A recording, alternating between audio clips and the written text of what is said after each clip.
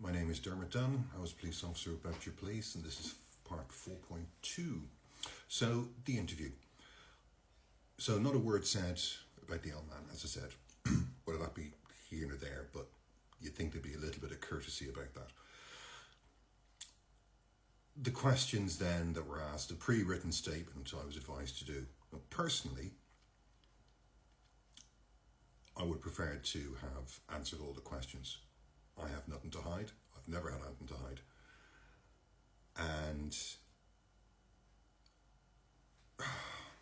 you take the advice of this solicitor that was issued, because gone down to London, and the thing is that you have to go with one of the Federation's solicitors. You can't just choose your own, and there was a couple of others that I had in mind, but unless they're part of this, I won't say the word clique, but if they're not on the affiliated list, you can't have them. What I don't agree with is the fact that this bundle had been sent to my Federation rep before me. Well, even before me, I never received it. And then it had been shared on to the solicitor.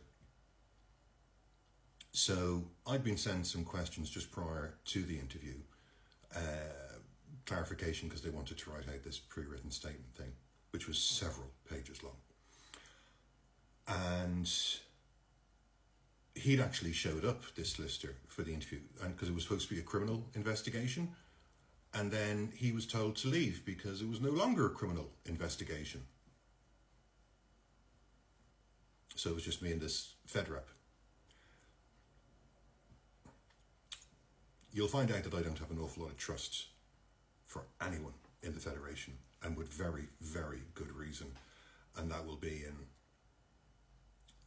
the next videos to come.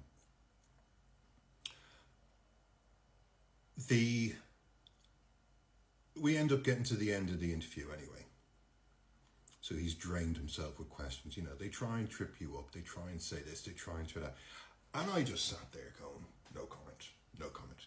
Because I'd explained everything that I was able to talk about. And at the end, and I turned and I had a slightly closer look at the Fed rep. And I looked at him and I was like, what's the bundle about?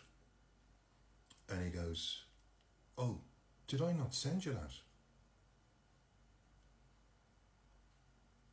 Are you shitting me? And I said, I thought I'd sent it to you. And hold on to that now, because I'll come back to that a little bit later. I was livid. So I wasn't given any of this bundle in advance that I would have been able to go through and cipher down myself and all the rest of it. Now, the interview took place in the August, so we're now over 4 months. So there's been statements taken, although apparently from reading through the stuff, they hadn't even come close to finishing their investigation, because there were so many late statements taken. You really wonder what kind of a priority. Like, there's one statement that I have that ended up being taken on the 9th of May 2022, which, okay, that was 5 months, but then there was other ones that were done literally in the June of 23. Sorry, the one that was got from your woman's sister, who I mentioned, Amanda. And that was only taken on the very day of the start of the hearing. So like I said, going back, I was supposed to be updated. The other thing I was supposed to be updated about, and again, this is to do with when you are suspended. So suspension is not a formal misconduct outcome and does not suggest any prejudgment. Well, clearly when I was suspended in the first place, and considering we're going back to an allegation that allegedly happened in 2005, so at that point we're over 17 years, So 17 years ago, talking about the access to systems, which clearly would have shown up immediately on a check. That wouldn't have taken much time to sort out, because they can do these things when they need to, but clearly they didn't. So he's saying all this stuff. The period of suspension should be as short as possible, and any investigation into the conduct of the suspended officer should be made a priority. Like I said, 18 months. Clearly it wasn't. Police officers should be told exactly why he is or she is being suspended or being moved to other duties, and this should be confirmed in writing. If suspension is on public interest grounds, it should be clearly explained so far what those grounds are. The use of suspension must be reviewed at least every 4 weeks, and sooner where facts have become known which suggest that the suspension is no longer appropriate. In cases where the suspension has been reviewed and a decision has been made to continue that suspension, like I said, which has to be done every 4 weeks, the police officer must be informed in writing of the reasons why. There was 2 occasions, maybe 3, in all of that 18 months where that happened. So again, policy, procedure, not adhered to in the slightest.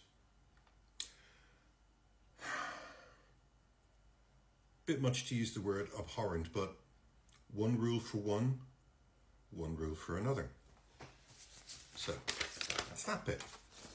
Now, like I said, I'd informed this guy and he'd failed to follow the procedures.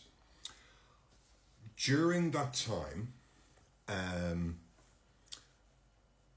because I had issues with my back, and I ended up having my feet blew out. I have no idea what happened, but they swelled up like balloons and the skin broke and it was extremely painful. And then just as I'm getting over that, my back went. And I was in ribbons. Couldn't sleep in my bed for about 7 weeks. Accidents. Couldn't get up quickly enough. The pain, the tears, you name it, I had it. I even had to have doctors coming out to the house. So on 3 separate occasions, I asked my federation rep to go to, when I just come out of the recovery side of it. So this would have been later in, this would have been about September, October of 22. Now it's stated for, as I mentioned earlier regarding the welfare, all welfare facilities of the force are available to you, and you need to be supported throughout this challenging time, and the force wants you to be supported every step of the way through the investigation. And your appointed welfare officer will be able to assist and support you with the various network support and areas available to you. And they ramble on about mental health, well-being.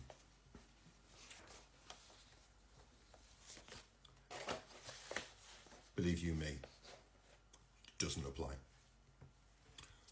Barely applies when you're at work. I have had some help in the past, but there is a place that you are able to go to. It's a place called Flint House, down in Reading area.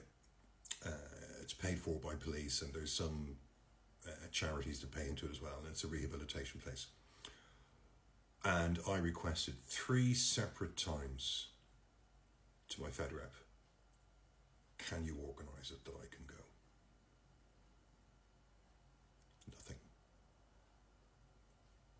Nothing. I ended up having my own physio in the end, and other bits and pieces that had to be done. Next, we're going to get on to the hearing 4.3. Stand by.